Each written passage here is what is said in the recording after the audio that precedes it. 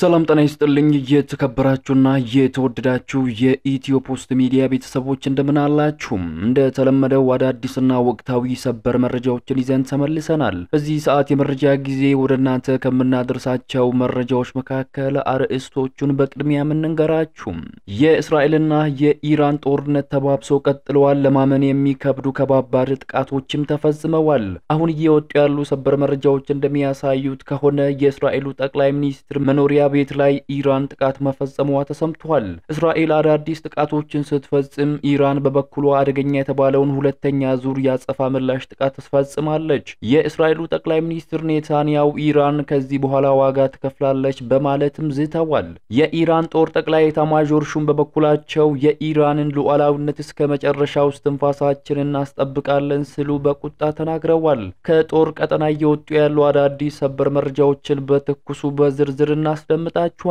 በሌላኛው ሰበር መረጃ ደግሞ የአሜሪካ መንግስት ኢትዮጵያን ጨምሮ በ36 ሀገራት ላይ የጉዞ እገዳና የተለያዩ እርምጃዎችን እንደምትወስድ አስታውቃለች አሜሪካን አደገኛ የተባሉ እርምጃዎችን ኢትዮጵያን ጨምሮ ሌሎች ሀገሮች ላይ ለመውሰድ መዘጋጀቷ ተገልጿል በዘገባችን ተካቷል በዝርዝር ታደምጡታላችሁ በሩሲያና ዩክሬን መካከል በቀጠለው ጦርነት ደግሞ አዳዲስ ሰበር መረጃዎች ተሰምቷል ሩሲያ በትላንትናው ዕለት ብቻ ወደ 200 የሚጠጉ አደገኛ የተባሉ የአየር ጥቃቶችን መፈጸሟ ተገልጿል ስለ ሁለቱ ሀገራትም የምንነግራችሁ ይኖራል በሌላኛው ሰበር መረጃ በናይጄሪያ በተፈጸመ ጥቃት በመቶዎች የሚቆጠሩ ሰዎች ህይወት ማለፉ ተሰምቷል በአፍሪካ ግዙፍ ኢኮኖሚ ያላት ናይጄሪያ ታጣቂዎች አስደንጋጭ የተባለውን ጥቃት በአገሪቱ ፈጽመዋል መረጃው በዘገባችን ተካቷል እነዚህንና ሌሎች በርካታ ጉዳዮችን በዚህ ሰዓት የመረጃ ጊዜ ወደናንተ እናደርሳለን እንደተለመደው ይህንን ቪዲዮ ላይክ በማድረግ ጀምሩት አዲስ የሆናችሁት ደግሞ ሰብስክራይብ በማድረግ አዳዲስና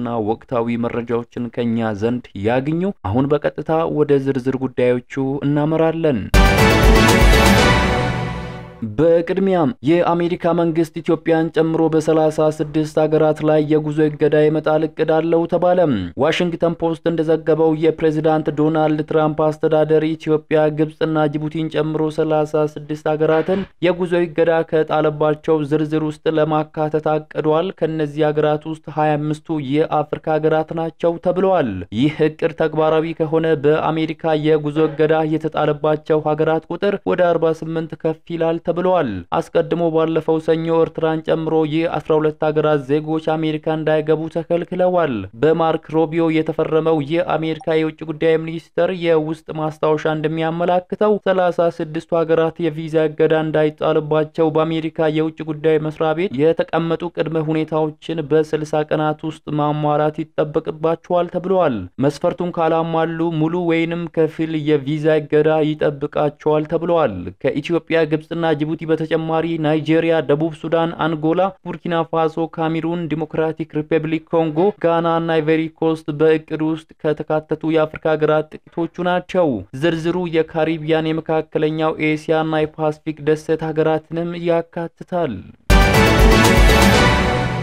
ወደ ሌላኛው ሰበር መረጃችን ስናመራ የእስራኤልና የኢራን ጦርነት ተባብሶ መቀጠሉ ተነግሯል እስራኤልና ኢራን የሚሳኤል ጥቃቶችን ሲለዋወጡ በከተሞቻቸው በቴል አቪቭ ኢየሩሳሌምና ቴሄራን ከባባድ ፍንዳታዎች ተሰምተዋል ኢራን በፈጸመችው የሚሳኤል ጥቃት ማዕከላዊ እስራኤልን መምታቷን ዘገባዎች አመልክተዋል እስራኤልና ኢራን የሚሳኤል ጥቃቶችን መለዋወጥ መቀጠላቸውን ተከትሎ በሁለቱ ሀገራት መካከል እየተካሄደ ያለው ግጭት አሁንም እየተባባሰ ነው እስራኤል እሁድ ዕለት በፈጸመችው ጥቃት የኢራን ጦር ኃይል የስለላ ክፍል ኃላፊዎች ተገድለዋል በሌላ በኩል የኢራን ጥቃትን ተከትሎ ከ10 በላይ እስራኤላውያን መቁሰላቸው ተዘግቧል በሁለቱ ሀገራት መካከል ግጭት የተቀሰቀሰው ባሳለፍነው አርብ ዕለት እስራኤል የኢራንን የኒኩሌርና ወታደራዊ ተቋማትን ካጠቃች በኋላ ነው ኢራን በሰው አልባ አውሮፕላኖችና በባሊስቲክ ሚሳኤሎች ምላሽም ሰጥታለች የአሜሪካው ፕሬዝዳንት ዶናልድ ትራምፕ ሁለቱ ሀገራት ስምምነት ማድረግ አለባቸው ያሉ ሲሆን ውጥረቱ በቀጣይ በቀጠለበት ወቅት ውይይቶችና ስብሰባዎች እየተካሄዱ መሆናቸውን ተናግረዋል። ኢራን ግን ጥቃት እየደረሰባት የተኩስ አቁም ስምምነት ላይ እንደማትደርስ ማስታወቃለች። የእስራኤሉ ጠቅላይ ሚኒስትር ቤንያሚን ኔታንያሁ ጉዳዩ ውጥረት ማርገብ አይደለም፣ ኢራን የኒኩሌር አቅሟን እንዳታበለጽግ ማስቆም አለብን ብለዋል። የኢራን ጤና ሚኒስትር ከአርብ ጀምሮ በእስራኤል በደረሰው ጥቃት በትንሹ 224 ሰዎች መሞታቸውን ሲገልጽ 10 እስራኤላውያን ደግሞ በኢራን ጥቃት መገደላቸውን ተናግረዋል። የአሜሪካው ፕሬዝዳንት ዶናልድ ትራምፕ አሜሪካን ሰሞኑን እስራኤል ኢራን ላይ ካደረሰችው ጥቃት ጋር ምንም ግንኙነት እንደሌላት ገልጸው ነገር ግን በኢራንና በእስራኤል መካከል በቀላሉ ስምምነት እንዲደረስ ማድረግ እንደሚችሉ ተናግረዋል። እስራኤል የኢራን የኒኩሌር መሰረተ ልማት ላይ በርካታ ጥቃቶችን መፈጸሟን ማሳውቃለች። የቴህራን ነዳጅ ሚኒስትር በዋና ከተማዋ የሚገኘው የሻህራን የነዳጅ ማከማቻ በእስራኤል ጥቃት መመታቱን አስታውቀዋል። የኢራን ፕሬዝዳንት መሱድ ፔዜሽኪኒ እስራኤል ጥቃቷን የማታቆም ከሆነ እጅግ የከፋ ምላሽ እንደሚሰጣት ተናግረዋል። ጥቃቱ የደረሰው ዋሽንግተንና ቴህራን በኢራን የኒኩሌር መርሃ ግብር ላይ እሁድ ዕለት ድርድር ይቀጥላሉ ተብሎ በሚጠበቅበት ወቅት ነው።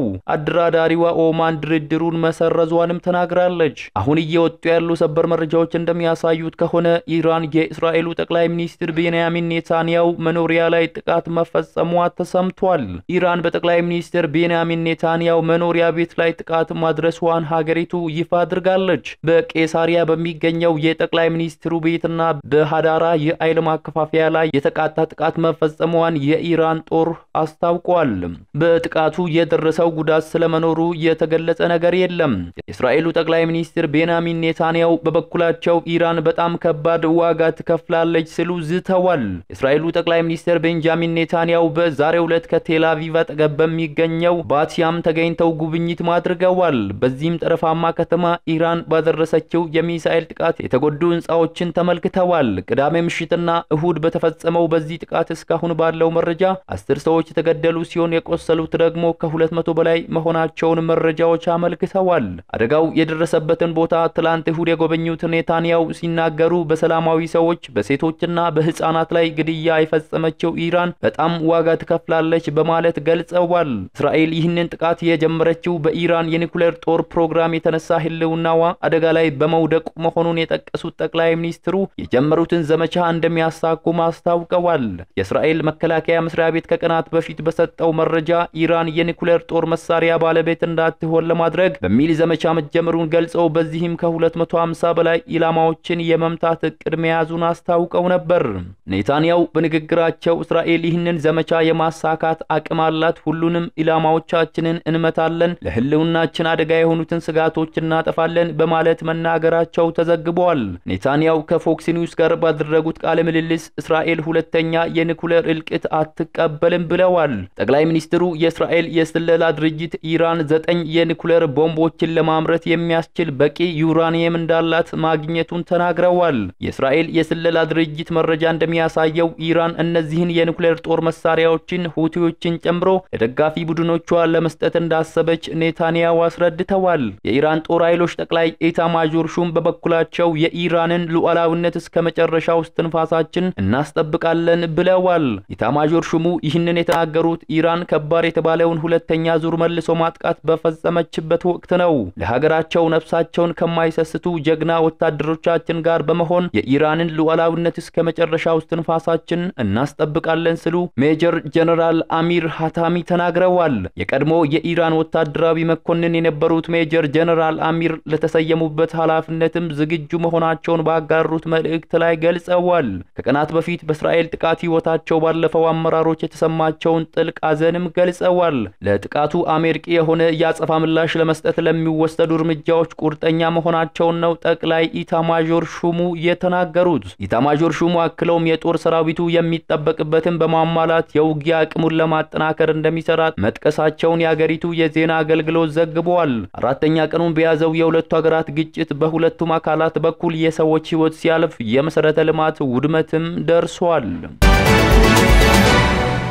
ወደ ሌላኛው መረጃችን ስናመራ በናይጄሪያ በተፈጸመ ጥቃት የ102 ሰዎች ህይወት ማለፉ ተሰማ። በሰሜን ማዕከላዊ ናይጄሪያ ቤኑ ግዛት ትጥቅ በታጠቁ የእንስሳት አርቢዎች የተፈጸመ በተባለ ጥቃት የ102 ሰዎች ህይወት አልፏል። በናይጄሪያ በውሃና መሬት የተነሳ በገበሬዎችና በከብት አርቢዎች መካከል ለረጅም ጊዜ የቆየ ግጭት ከቅርብ ጊዜ ወዲህ እየተባባሰ መጥቷልም ተብሏል። ከሞቱ 102 ሰዎች በተጨማሪ ከ100 የሚበልጡ ሰዎች አሁን ላይ አስጊ ሁኔታ ውስጥ ናቸው ተብሏል። ከጥቃቱ የተረፉ ሰዎች እንደተናገሩት ታጣቂዎቹ ቤታቸው ላይ ነዳጅ በማድረግ ቤተሰቦቻቸው በተኙበት በእሳት ማቃጠላቸውን ገልጸዋል። ጥቃቱ ለ2 ሰዓታት መቀጠሉን የአካባቢ ነዋሪዎች ሲናገሩ ፖሊስ ጥቃት አድራሾችን ለመያዝ እየሰራ እንደሆነም ተናግረዋል።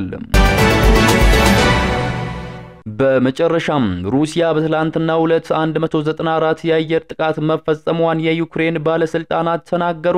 የዩክሬን አየር ኃይል ባወጣው መግለጫ ሩሲያ በትላንትናው ጥቃት የሰነዘረችው በ183 ድሮኖች፣ በ2 ካዚል ሚሳኤሎች፣ በ1 ስካንደር ባሊስቲክ ሚሳኤል፣ በ4 ስካንደር ክሩዝ ሚሳኤልና በ4 ካልቢር ክሩዝ ሚሳኤል መሆኑን አስታውቃለች። የትላንትናው ጥቃት በብዛት ኢላማ ያደረገው በፓልታቮ ግዛት ውስጥ መሆኑን የጠቀሰው መግለጫው ከነዚህ ውስጥ 167ቱን ማክሸፍ መቻሉን አስረድተዋል።